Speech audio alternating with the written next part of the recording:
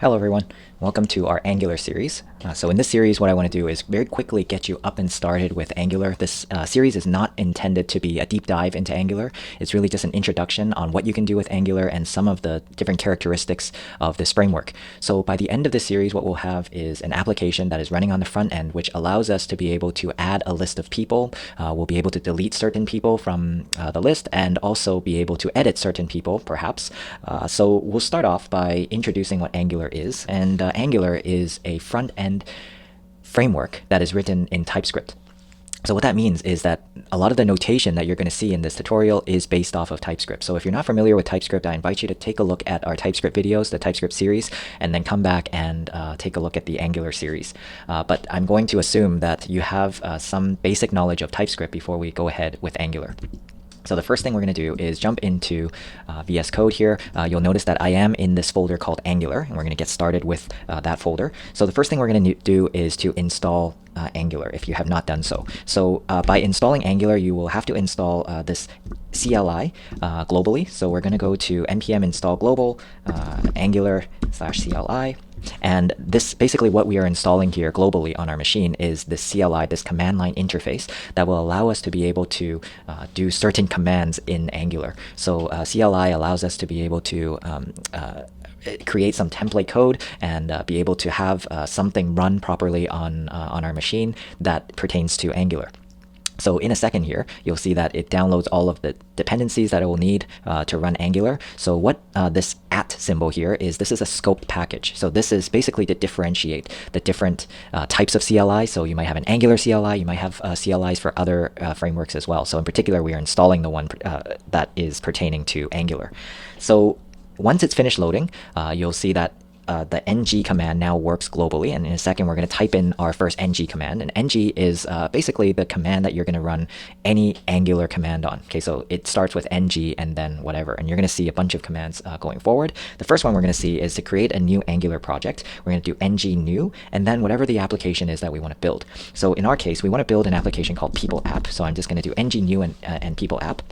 And what this is going to do is it's going to download some template code and install it for us. It'll first ask us a few questions. The first one is, do we want Angular routing? So right now I'm going to say no, but later on in the series we're going to talk about routing. It's going to ask us what type of CSS we want to use. I just want to use regular CSS. And answering both of these questions will allow us to, or will allow Angular to be able to download the proper dependencies and to be able to install a template application for us. And right now you see that's what it's doing in the background. It's invoking this from npm, so it's actually taking a lot of node packages that are online, and it's creating basically a folder for us with all of these template files and installing a bunch of these dependencies. So in a second, we're going to open up this folder, and in this folder, we're going to see kind of the layout of a typical Angular application. We're going to go through a couple of these things just to understand what's going on, but again, we're not going to take a deep dive on this at all.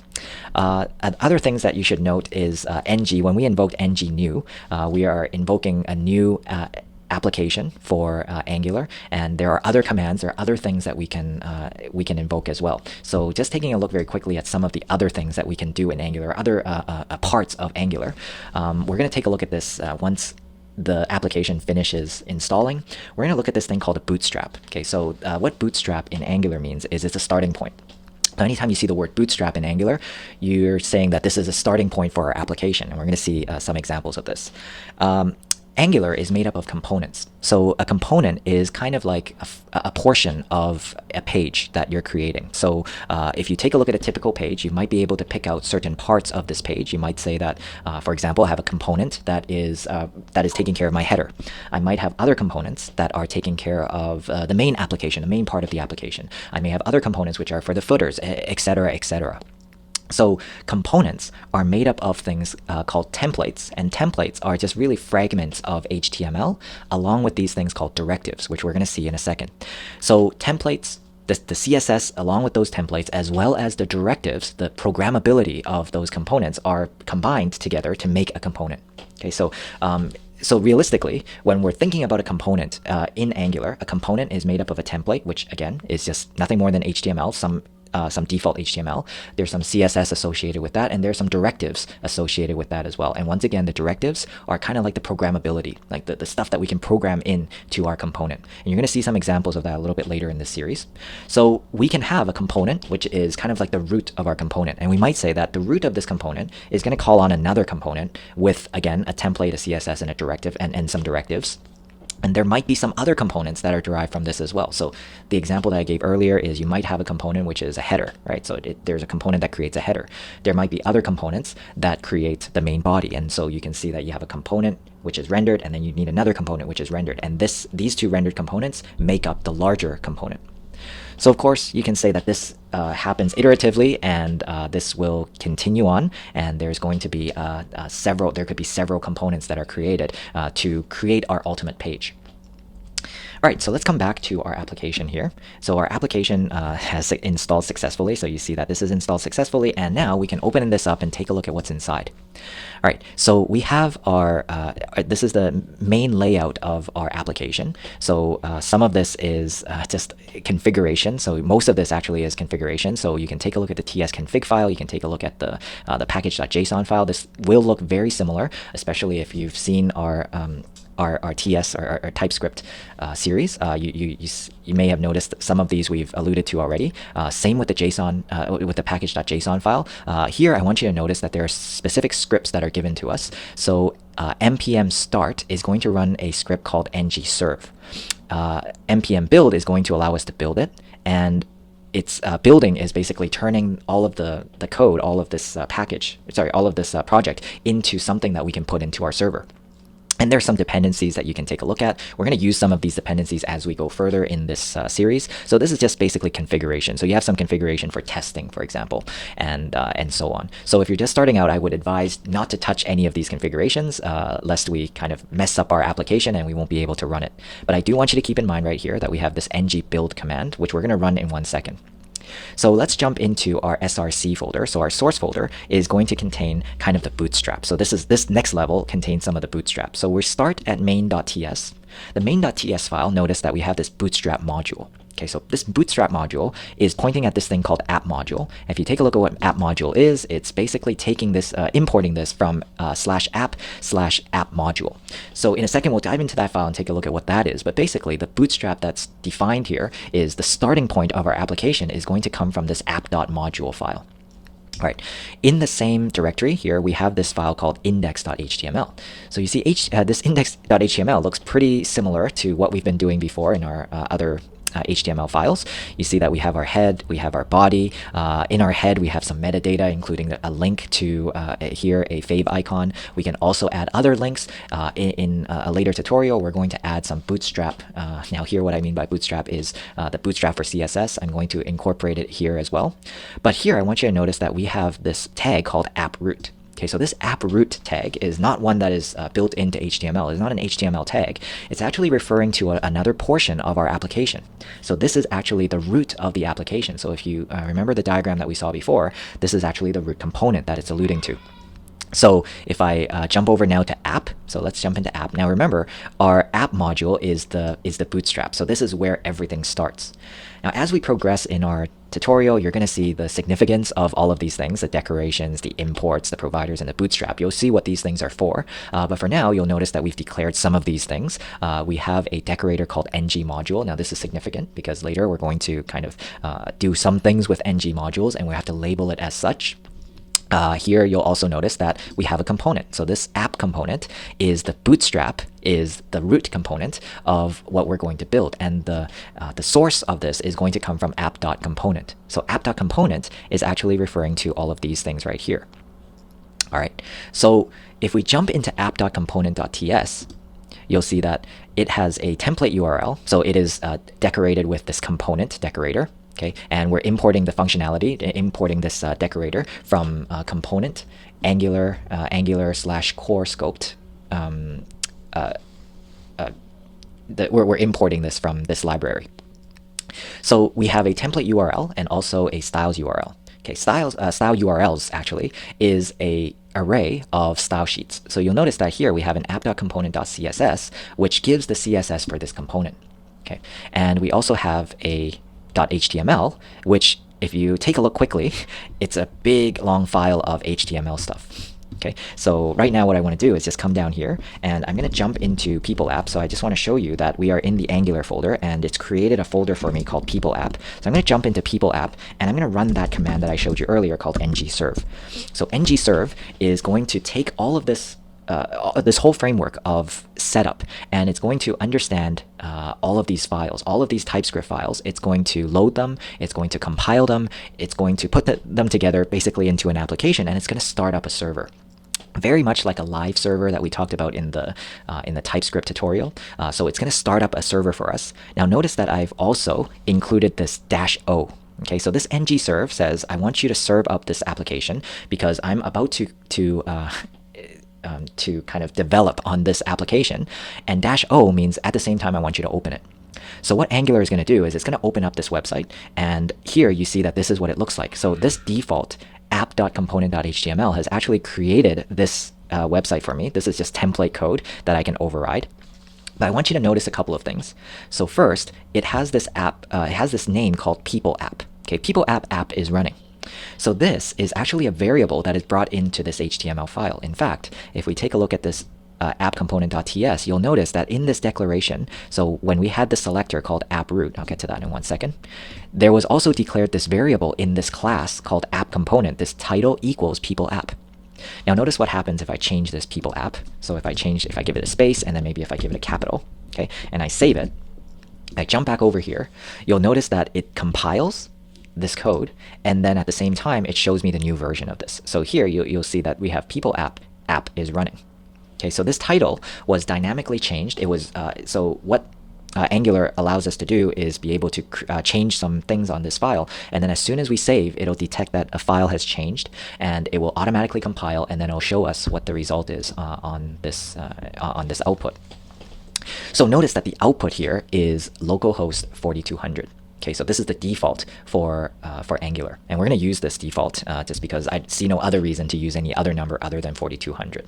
Okay, so you'll notice that we have this selector called app_root. Okay, so we have a template URL. So template URL, as I explained, is just really nothing more than HTML. Okay, this selector, this app_root, is actually defined in this component, but is used in the index.html. So remember earlier I said there's a tag called app_root, and this app_root is actually defined here. So if I change the name of the selector, I can go back and change the name of the index.html.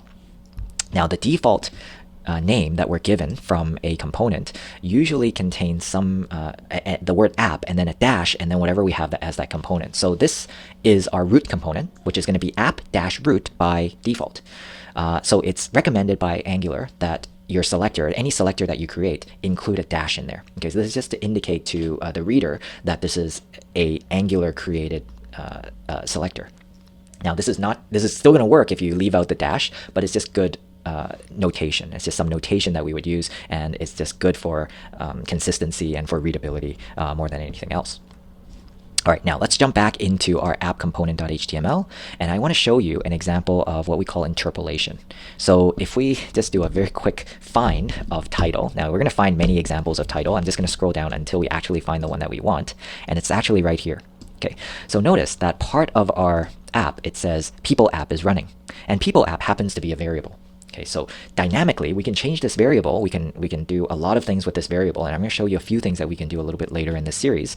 But for now, we can say that this variable is going to be attached to this title, and when we change it, this people app part is going to change. Now, just because I don't want this template code, I actually want to be able to do something a little bit more, a little bit better with this. So I'm just going to copy this out. I'm going to select all, and I'm just going to create an H1 here. And in this H1, I'm going to put the title. All right, so this double bracket, this double curly bracket is called interpolation. And essentially what this means is when I've defined a variable called title in this component, so in this app.component.ts, I will be able to use this variable in the HTML. So this variable is actually brought into this HTML. Think of this HTML as being a portion of the class declaration or the class implementation. Okay, so we're not using the word this.title, right? The word title, the variable title can be used just as is. Okay, so once I save this, you'll see kind of the thing on the right-hand side here, make some changes, and now all we're left with is people app. All right, so The next thing I want to do is, in the application that we saw before, or in the picture that we saw before, we said, well, a component can actually be made up of other components as well. So a component can call on another component to be able to render out certain things. So this is really good for kind of separation of responsibilities, and have one component just do one thing, and then maybe have another component be able to control that at some points in time. So let's come back here and do one last thing. I'm going to open up another terminal window here, and for this terminal window I'm just going to create another component. So here in people app, so we have to be in the root of the application. I'm just going to do an ng new, ng generate, which is ngg, and I'm going to create a component. Okay, so ngg or ng generate, we can type out the whole word, is for us to be able to generate certain parts of the application, of our Angular application. So here I want to generate a new component. I want to define a new component, and this component I'm going to call person item. Okay, or maybe let's just call it person. Okay, so this is pretty self-explanatory. So this component itself, the responsibility of this component is to be able to have a person displayed. All right, so I'm just going to create this component, and in a second, you're going to see a couple of things. You're going to see certain things being created and certain things being updated. So let's take a look at the update first of all. So whenever we create a component, it's going to update this app.module.ts. So if we come back and take a look at this app.module.ts, this is, remember, the bootstrap of our application. Okay, so I did not press on that properly. So you'll notice that it has imported this person component from the proper sources. You'll also notice that it's created this folder for me, and in a second we'll open up this folder. But inside this folder, there is this person.component that I want to incorporate. Now, understand that in this import statement, we are really importing the TS file, but the TS file also has a template to go along with it. Right, so we're importing the component, but we're importing really the component, the TS file, the HTML file, as well as the CSS files that are associated with it. Okay, so in the same way we've imported the app component, here we've also imported the person component as well. So you'll see that we have app component, we have person component in our declarations. So you should have a pretty good idea now, or you should have an idea what declarations are used for. Right, it's to declare that this component will be used somewhere in our application. Right, it's to say in the root of the application, you should know about all of these components that I'm about to use. All right, so now let's come back to our app component.html, and if we wanted to add this component to our application, okay, if we jump into the person folder and we open up this person component.ts, we'll realize that it's created a selector for me. So this time it's called app person. So we had an app root, and now we have an app person. So this is going to act as a subcomponent for me. You'll notice that it also has a template. So we have a person.component.html. It also has some CSS associated with it. So it has a person component.css associated with it as well. And here is where I want to mention that these components that we're creating are very much independent of each other. And what I mean by that is the HTML is independent of some other components HTML. The CSS is independent of other components CSS as well. So later on, when we define something in the person component.css file, that CSS is only going to be applied to this component, no other.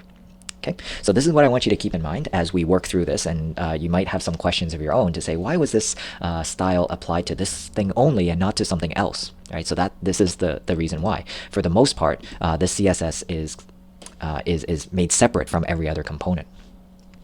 All right, so you'll also notice that we make a class called person component that implements this thing called onInit. So this is going to be something that I'm going to talk about in a later demo, but here it creates a constructor, and then it also has this onInit, ng onInit method that we're going to basically override. All right, more on these two things later. But for now, all I want to do is take a look at this HTML file, and then we have person component.html, and then it says person works. Okay, so this is just template code that's given to me. So if I go back to our app.component.html and I type in app person, and I use this as a tag, right, you'll see that this is going to create for me. Whoops, I did not go to the right. So this is going to have this thing called person works. So we have people app as the h1, and then we have people works. Now notice that people works comes from this app component. It's the output, it's the rendering of this app person. Right, so now we've separated those responsibilities. The responsibility of the app component is to say, okay, I'm going to print out this title, and I'm going to pass on the rest of the work over to this app person, which is another component. So that component is going to be able to derive whatever they need to derive, and then it's going to render out what they need to render out. All right, so for now, what I want to do is just incorporate some of these attributes that I'm going to associate with a person. So instead of saying person works, perhaps I'm going to have this p tag, and inside I'm just going to print a bunch of things. So first of all, let's do an h2, and this h2 tag is going to say person. Okay, so this is indicating that I'm going to put a person in here. This person might have a name. So I'm just going to give it a name attribute, and for now I'm just going to say this is the name, right? I'm going to fill this in later. Let's say it also has an added on. So this person has an added on date. So here again, I'm just going to have a placeholder called date, right? So some date that this person has been added on. I want to create some BR tags here. Let's say also I'm going to give them an attribute to see whether or not this person is an instructor or a student. So I'm going to have another attribute called instructor. And for now, I'm going to say true. Okay, but again, this is also a placeholder, and later on, I guess let's say this is an application to keep all of the people in a university, right? So all of the users of a university. So this person could be an instructor, or it could be a student, or it could be some other thing. Okay, so for now we're just going to say, is this person an instructor? We're going to say true. What else do we want to say here? We probably want to do two other things here. I'm just going to create two buttons for now. So one button I'm going to call it we'll call it show more. Oops. We'll call it, show, and in this button we're going to do show more.